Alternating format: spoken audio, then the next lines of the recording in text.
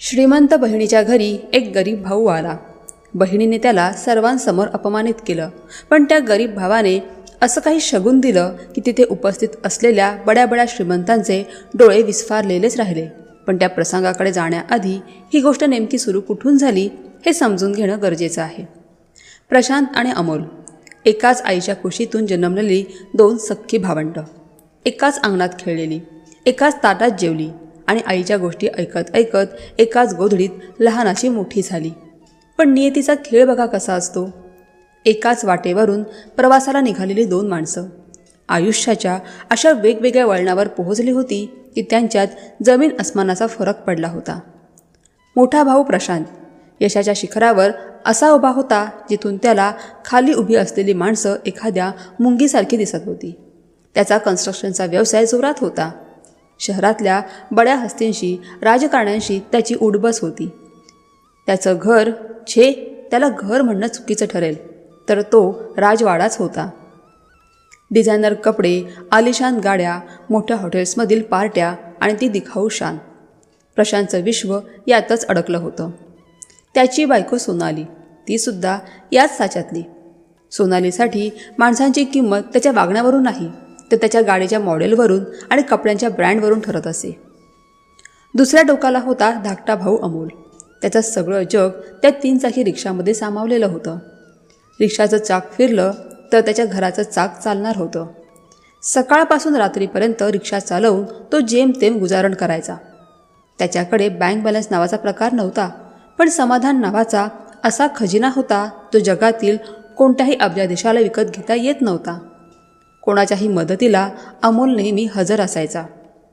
त्याची बायको गौरी म्हणजे साक्षात अन्नपूर्णेचं रूप. साध्या सुती साडीतही तिचं सौंदर्य आणि साधेपणा असा उजळून निघायचा की सोन्याने मडलेल्या स्त्रियाही तिच्यापुढे फिका वाटाव्यात. त्या छोट्याशा घरात गरिबी नक्कीच होती, पण दरिद्रता नव्हती. तिथे गरजांचा अभाव होता, पण असंतोष कधीच नव्हता.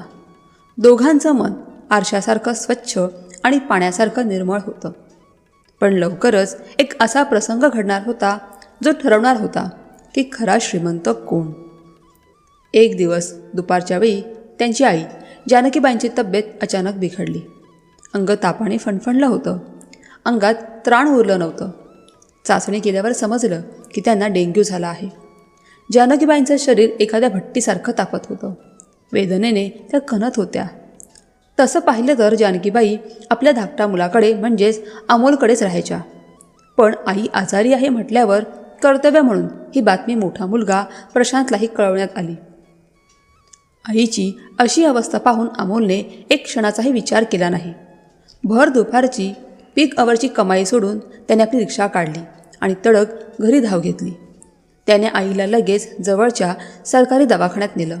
डॉक्टरांनी तपासलं, काही गोळ्या औषधं लिहून दिली आणि सक्त आरामाचा सल्ला दिला. घरी परतल्यावर अमोल आणि गौरी पूर्णपणे आईच्या सेवेत रुजू झाले.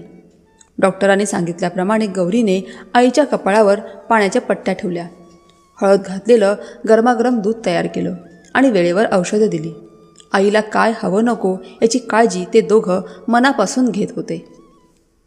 इकडे प्रशांत साहेब मात्र 2 दिवसांनी आपली एक महत्त्वाची बिझनेस आटपून आईला बघायला आले. त्यांची ती चकचकीत आलिशान गाडी अमोलच्या चाळीबाहेर येऊन थांबली. जणू एखादा राजा आपल्या प्रजेच्या झोपडीला भेट द्यायला आला असावा. जेव्हा तो त्याची पत्नी सोनालीसोबत त्या छोट्या घरात शिरला तेव्हा त्याच्या महागड्या परफ्यूमच्या वासाने ते 10 बाय 10च्या खोलीतली हवाच बदलून गेली. आई, आता तब्येत कशी आहे? प्रशांतच्या आवाजात जिव्हाळ्यापेक्षा औपचारिकता जास्त होती. जानकीबाईंनी अशक्तपणाने डोळे उघडले. ओठांवर एक थकलेली पण समाधानी स्माईल आणत त्या म्हणाल्या, आधीपेक्षा बरी आहे रे बाळा, लवकरच बरी होईन. माझा अमोल आणि गौरी खूप जीव लावून सेवा करतायत माझी. तेवढ्यात गौरी ताजी फळं कापून आणि ज्यूसचा ग्लास एका साध्या स्टीलच्या ट्रेमधून घेऊन आली. ती प्रेमाने सासूबाईंना ज्यूस पाजू लागली. ते पाहून जानकीबाई कौतुकाने म्हणाल्या, बघतोयस ना प्रशांत, दिवसभर अशीच माझी सेवा करत असते. ही असताना मला काही होईल का रे? हे ऐकून सोनालीने न आवडल्यासारखा चेहरा केला. प्रशांतने खोलीत नजर फिरवली. जणू तो तिथल्या वस्तूंची किंमत ठरवत होता. नाकातून एक तुच्छतेचा आवाज काढत तो म्हणाला, शी, किती मच्छर आहे तिथे, बाप रे. अमोल, एखादा मॉस्किटो स्प्रे तरी मारायचा ना घरात. हे असं वातावरण ठेवल्यावर आई आजारी पडणार नाही तर काय होणार. त्याचं बोलणं ऐकून जानकीबाई म्हणाल्या, अरे, त्या स्प्रेच्या वासाचा मला त्रास होतो, खोकला येतो, म्हणून मीच अमोलला नको म्हणाले. थोडा वेळ दोन्ही दाम्पत्य शांत बसून राहिली. वातावरणात एक प्रकारचा तणाव होता. मग प्रशांतने विचारलं, कोणत्या डॉक्टरला दाखवलंय? अमोलने अतिशय सहजपणे उत्तर दिलं, दादा, इथे जवळच सरकारी दवाखाना आहे ना, तिथल्या डॉक्टरांना दाखवलंय. खूप चांगले डॉक्टर आहेत. व्यवस्थित इलाज चालू आहे आणि आईच्या तब्येतीत सुधारणाही आहे. काय, सरकारी दवाखाना? प्रशांत असा दचकला की जणू अमोलने खूप मोठा गुन्हा केलाय. तो ताडकन उभा राहिला. त्याचा चेहरा रागाने लाल झाला होता. तुझं डोकं ठिकाणावर आहे ना अमोल? माझी आई आणि सरकारी दवाखाना? त्याच्या कपाळावर आठ्या पडल्या. अमोल, तुझी हिंमतच कशी झाली आईला त्या सरकारी दवाखान्यात न्यायची?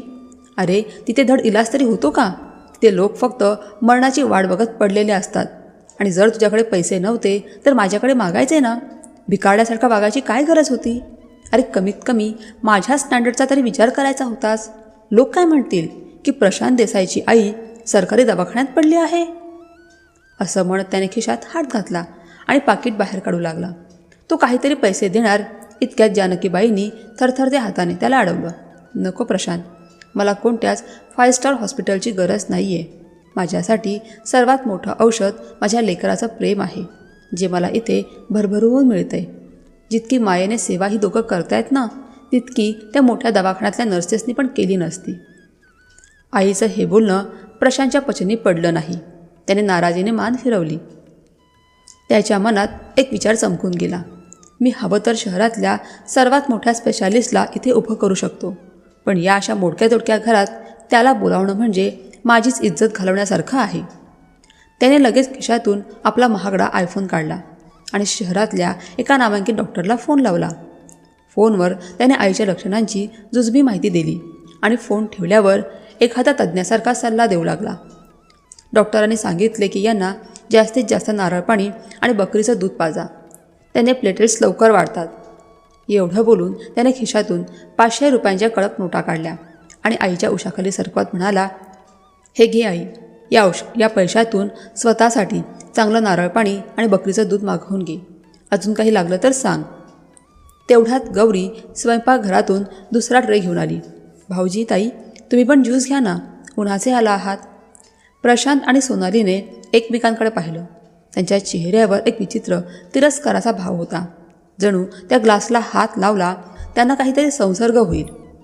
ग्लासला हातही न लावता सोनालीने आपल्या मनगटावरचं महागडं घड्याळ बघत म्हटलं, नको नको, आम्हाला इच्छा नाही आहे आणि तसंही आम्हाला आता निघायला हवं.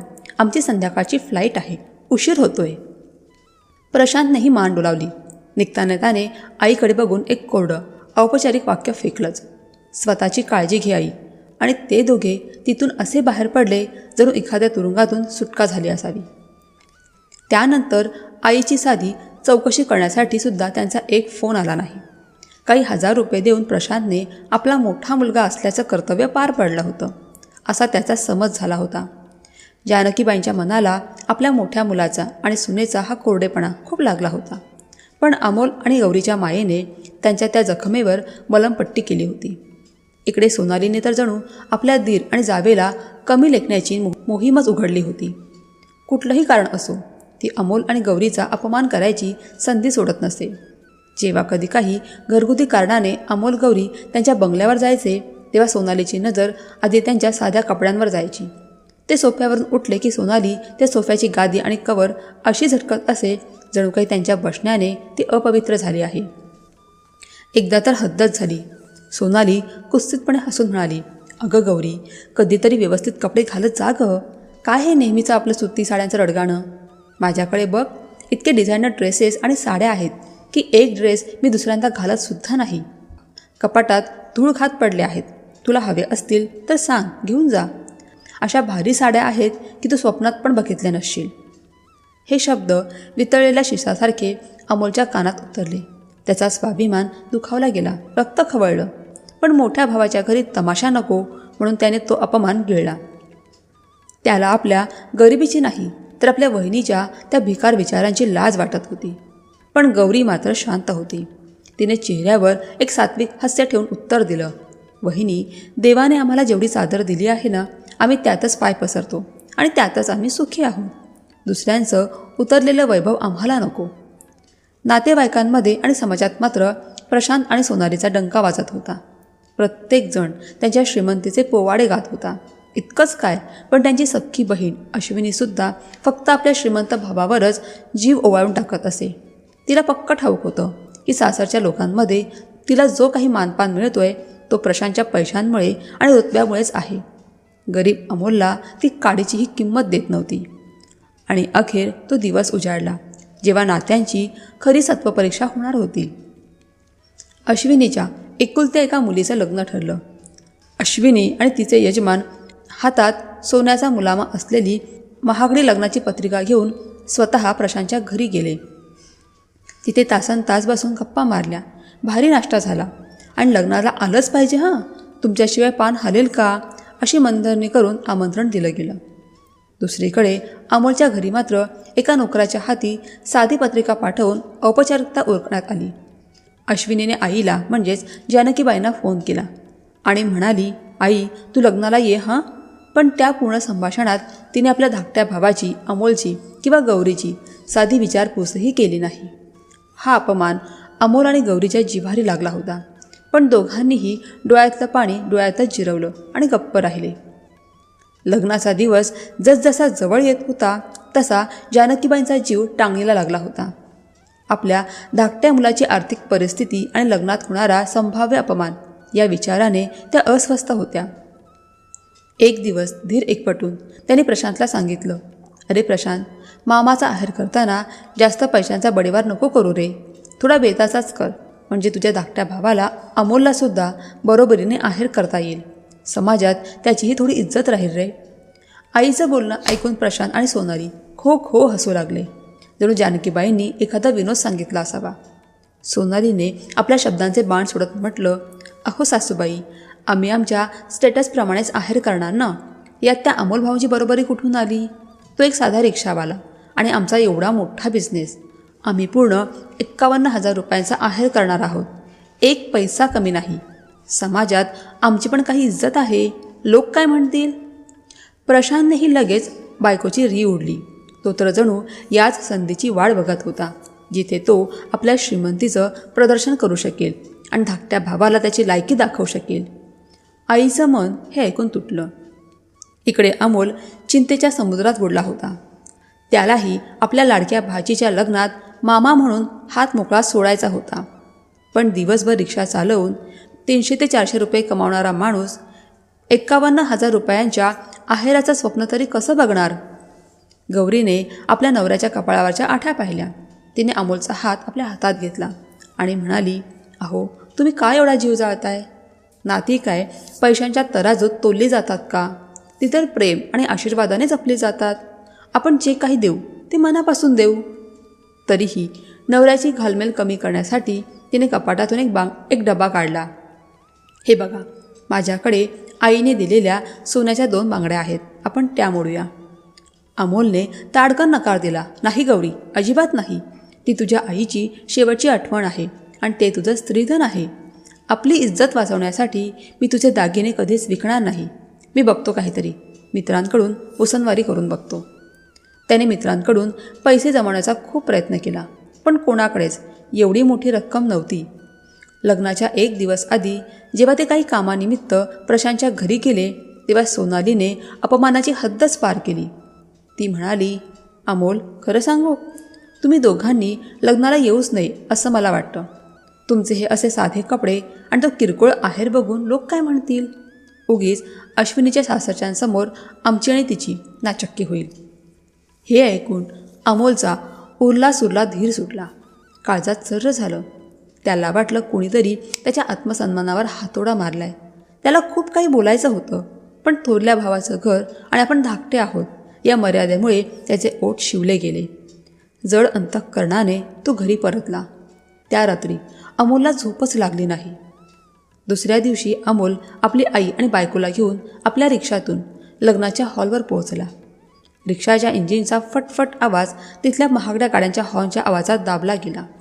ते रिक्षेतून उतरतच होते की तेवढ्यात मागून एक चमचमीत पूर्णपणे नवीन लक्झरी कार येऊन थांबली.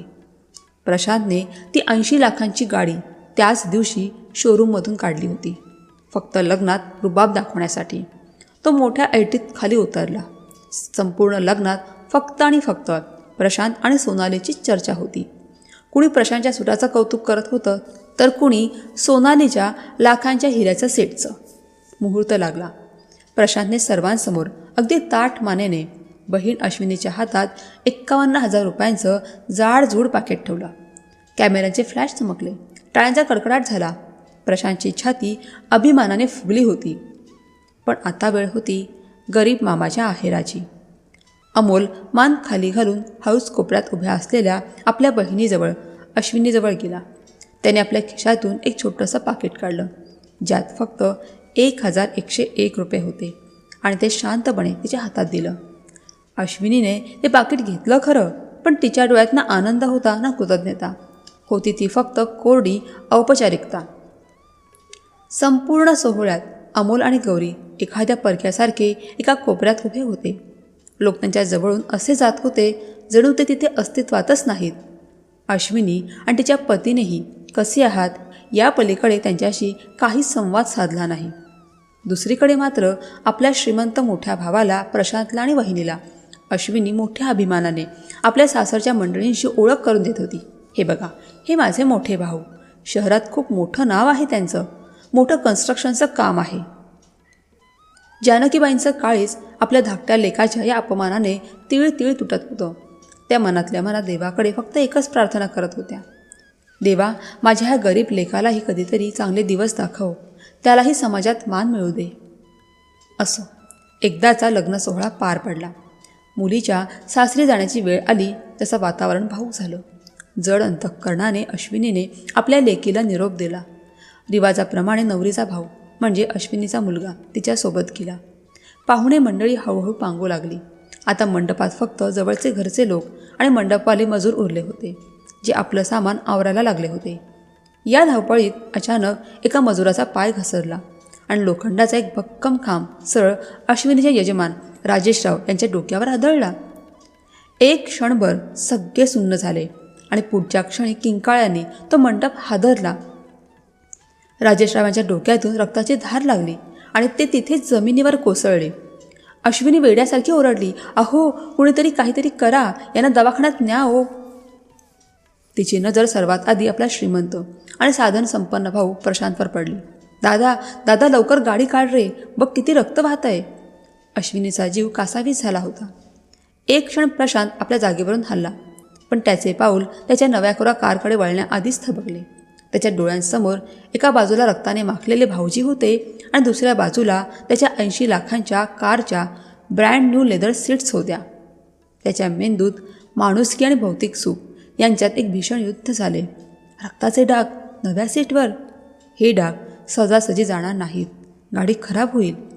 हा विचार विजेच्या वेगाने त्याच्या डोक्यातून गेला आणि तो आपल्या जागेवरून हललाच नाही. त्याला माणसाच्या जीवापेक्षा आपल्या नव्या गाडीची जास्त काळजी होती.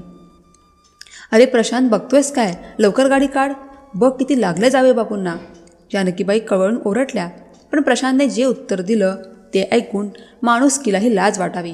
तो म्हणाला, आई, आजच शोरूममधून गाडी काढली आहे. 80 लाखांची गाडी आहे ती. रक्ताने खराब होईल ना गं. हे ऐकून अश्विनी आणि जानकीबाईंच्या पायाखालची जमीनच सरकली. ज्या भावाच्या श्रीमंतीचा अश्विनीला आजवर एवढा अभिमान होता, त्या भावाचं हे रूप पाहून ती आतून हादरून गेली. तेवढ्यात मागून फटफट असा ओळखीचा आवाज आला. अमोल आपली रिक्षा घेऊन तिथे हजर झाला. त्याने क्षणाचाही विलंब न करता मजुरांच्या मदतीने बेशुद्ध पडलेल्या राजेशरावांना रिक्षाच्या मागच्या सीटवर झोपवलं. गौरीने त्यांचं डोकं आपल्या मांडीवर घेतलं आणि रक्त थांबण्यासाठी स्वतःच्या पदराचा तुकडा फाडून जखमीवर बांधला. अमोलने रिक्षा वाऱ्याच्या वेगाने इस्पितळाच्या दिशेने पळवली. अश्विनीचा चेहरा भीतीने पांढरा फटक पडला होता, पण गौरी राजेशरावांच्या जखमेवर दाब देऊन अश्विनीला धीर देत होती. काही होणार नाही ताई, तुम्ही धीर धरा. कसाबसा ट्रॅफिकला कापत अमोल आपल्या जखमी भाऊजींना घेऊन हॉस्पिटलमध्ये पोहोचला. पोहोचताच वॉर्डबॉय धावत आला, स्ट्रेचर मागवलं आणि राजेश रावांना तातडीने इमर्जन्सी वॉर्डमध्ये हलवण्यात आलं. काही वेळाने डॉक्टर बाहेर आले. त्यांचा चेहरा गंभीर होता. पेशंटचं खूप रक्त वाहून गेलं आहे. आम्हाला तातडीने AB पॉझिटिव्ह रक्त हवं आहे, नाहीतर परिस्थिती हाताबाहेर जाऊ शकते. सगळ्यांच्या काळजात धस्त झालं. तेवढ्यात हॉर्न वाजवत तीच आलिशान गाडी हॉस्पिटलच्या गेटवर येऊन थांबली. प्रशांत, सोनाली आणि जानकीबाई धावतच आत आले. प्रशांतने मोठीपणाच्या आव्हानात विचारलं, कुठे आहेत भाऊजी? काही हवंय का डॉक्टर? पैशांची काही काळजी करू नका. डॉक्टर जवळ आले आणि म्हणाले, रक्त हवं आहे आणि तेही ताबडतोब, AB पॉझिटिव्ह. अश्विनीने आशेने प्रशांतकडे पाहिलं. दादा, तुझा ब्लड ग्रुप AB पॉझिटिव्ह आहे ना? प्लीज दादा, रक्ताची गरज आहे. सगळेजण प्रशांतकडे पाहू लागले. तो चाचरला, कारणं शोधू लागला.